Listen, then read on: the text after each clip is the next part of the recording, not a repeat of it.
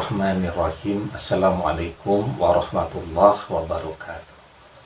Bapak-bapak, ibu-ibu, mas-mas, mbak-mbak, adik-adik sekalian yang dirahmati Allah, kembali bersama saya Iip Wijayanto, dan di dalam kesempatan kali ini saya akan membahas tentang masalah menumbuhkan kumis ya, dan merapikan atau memotong jenggot ya. Jadi seperti yang kita ketahui bersama, bahwa sesungguhnya kalau memotong jenggot sampai habis itu adalah perbuatan yang diharamkan secara mutlak ya. Karena Rasulullah SAW memang memerintahkan kepada kita untuk memelihara jenggot ya.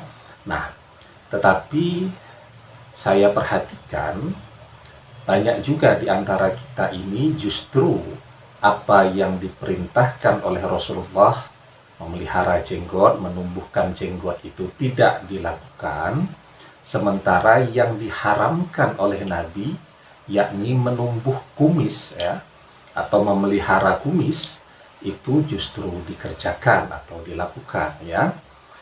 Saya pernah tuh sekitar 10 tahun yang lalu ngisi pengajian itu di sebuah masjid.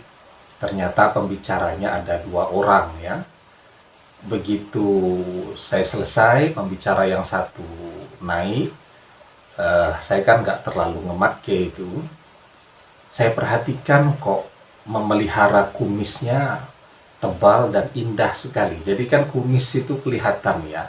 Kalau ada orang yang memeliharanya secara khusus, merapikannya agar memiliki bentuk-bentuk yang khas, dengan orang yang mungkin karena lupa atau belum sempat untuk mencukur kumis, itu bentuk tampilannya beda ya. Nah, apa yang bisa saya simpulkan, loh ini kok ada penceramah, ada orang yang memakai gelar ustadz, tetapi yang dia lakukan dalam tampilannya justru menyelisihi sunnah. Karena yang disunnahkan itu menumbuhkan jenggot dan memotong kumis, dia pakai kumis mbaplang begitu, tetapi tidak ada jenggotnya. Padahal secara sains, kalau seseorang itu punya kumis, artinya jenggotnya juga bisa tumbuh, karena dipengaruhi oleh hormon yang sama, yakni hormon androgen atau testosteron. Sehingga orang yang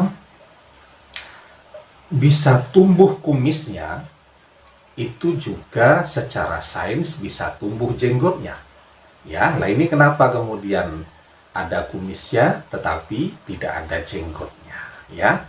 Nah, tapi saya sebelum ke pembahasan yang lebih jauh, saya ingatkan ya yang belum subscribe untuk memencet tombol subscribe dan nyalakan lonceng notifikasi agar Anda mendapatkan pemberitahuan video-video terbaru dari saya, dan setiap hari kita bisa mengkaji Islam ya.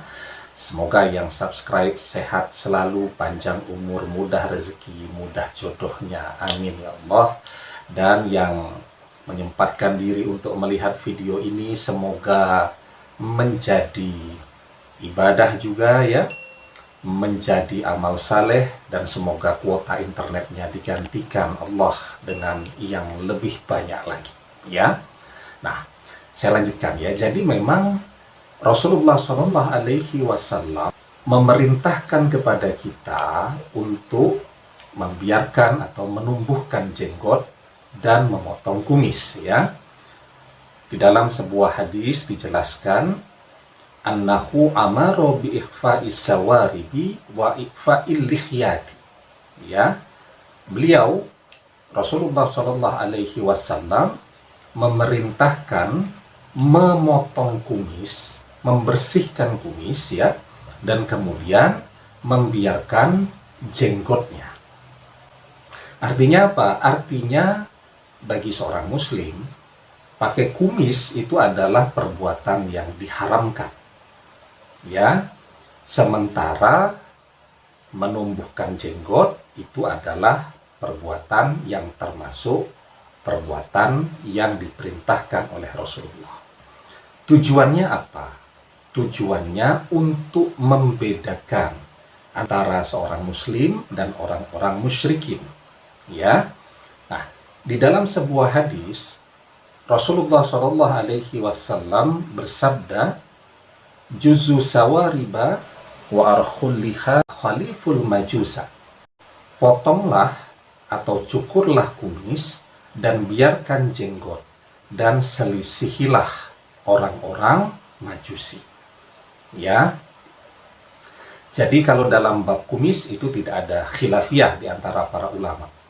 Seorang muslim diharamkan menumbuhkan kumis. Nah, sekarang kita diperintahkan untuk berjenggot ya, sebagai identitas seorang muslim. Hanya saja yang jadi pertanyaan kemudian, apakah jenggot itu dibiarkan tumbuh sampai lebat sekali sampai kemana-mana, atau diperkenankan untuk merapikan, bukan memangkas habis. Kalau memangkas habis itu diharamkan, tetapi sekedar merapikan jika dianggap terlalu panjang atau tidak rapi ya. Memang para ulama berbeda pandangan tentang kebolehan merapikan atau memotong sedikit jenggot tadi untuk tujuan kerapian, estetika, dan seterusnya tadi ya. Sebagian ulama berpendapat bahwa merapikan jenggot itu adalah perbuatan yang diperbolehkan. Landasannya berdasarkan sebuah hadis dari Ibnu Umar ya. Wa kana Ibnu Umar idza hajja aw tamara qabada ala lihiyatihi fama fadala akhadhahu.